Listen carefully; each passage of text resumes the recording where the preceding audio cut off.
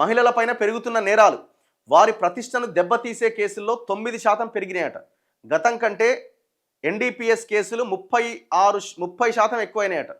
అంటే ఈ గాంజా కేసులు, ఈ డ్రగ్స్ కేసులు ఉంటాయి కదా, ఎన్డీపీఎస్ యాక్ట్, ఆ కేసులు 30% పెరిగినాయట. మళ్ళీ క్రైమ్ రేట్ తగ్గిందని చెప్తాడు. మళ్ళీ నిన్న తెలంగాణ నేర వార్షిక నివేదిక విడుదల చేసిన డీజీపీ. సో నిన్న డీజీపీ శివధర్ రెడ్డి గారు ప్రెస్ మీట్ పెట్టడం జరిగింది. సో దాంట్లో ఆయన చెప్తున్నది, మహిళల ప్రతిష్టకు భంగం కలిగిస్తున్న ఉదంతాలు ఆందోళనకర రీతిలో పెరుగుతున్నాయి.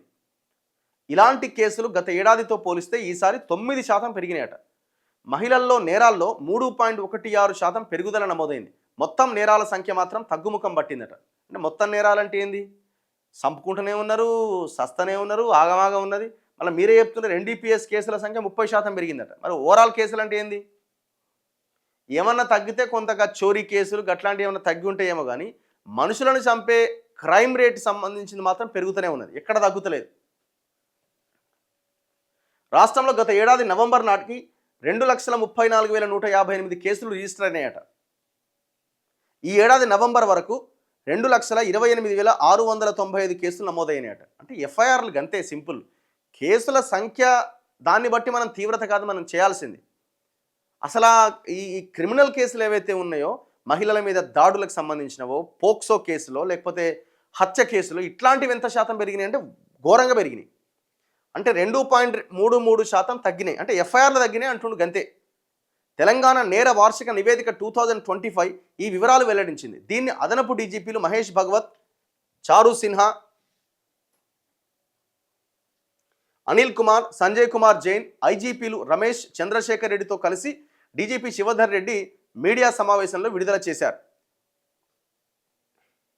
మహిళల ప్రతిష్టకు భంగం కలిగించే కేసులు 2021లో 4,476 నమోదైతే తర్వాతి సంవత్సరాల్లో వరుసగా 4,964, 5,464, 5,940కి పెరిగినాయట. ఈసారి ఏకంగా 6,476గా నమోదైనాయట. కారణం ఏంటి?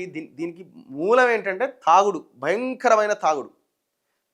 మహిళల పైన నేరాలకు పాల్పడే మొత్తం కేసులు 2024లో 19,922 రిజిస్టర్ అయితే ఈసారి 20,551 రికార్డ్ అయినాయి. హత్య కేసులు అంటే సంపుకున్న కేసులు 2.9% పెరిగినాయట.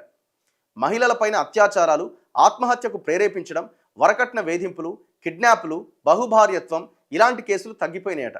మోసపూరితంగా శారీరక సంబంధం పెట్టుకున్న ఉదంతాలపై ఈ ఏడాది తొలిసారిగా బిఎన్ఎస్ సెక్షన్ 69 కింద కేసులు నమోదు చేశారు.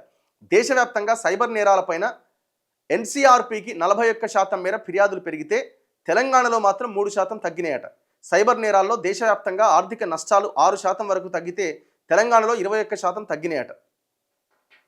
ఇవి లెక్కలు ఏం వాస్తవాలు, ఏం కథ ఏందో అసలు చాలా దారుణంగా ఉన్నది లా అండ్ ఆర్డర్. అండ్ ఇంకోటి మీరు చేయాల్సింది ఏంటంటే లాకప్ డెత్లు. మొన్న నేను షాక్ అయిన యాక్చువల్గా. మొన్న మందకృష్ణ మాదిక్ గారు ప్రెస్ మీట్ పెడితే ఈ దేశంలో ఎవ్రీ ఇయర్ 1,650 లాకప్ డెత్లు అవుతున్నాయట. అంటే each day every day 4 lockup డెత్లు అవుతున్నాయి ఈ దేశంలో. అంటే పోలీసులు చంపుతున్నారు, కస్టోడియల్ డెత్స్. ఎంత భయంకరమైన విషయం ఇది. మన దగ్గర కూడా ఉన్నది ఈ పరిస్థితి.